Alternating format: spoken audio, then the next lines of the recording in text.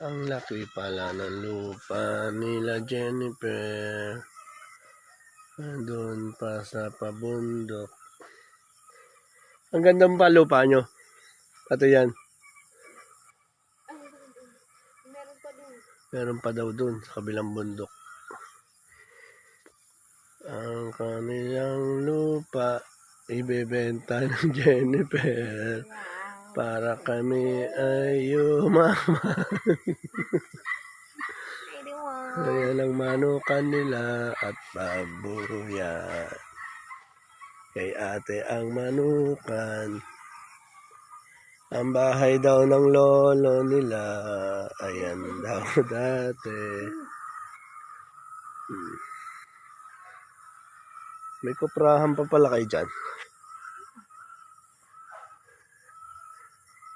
Ayan ang lupa nila. Kanino to?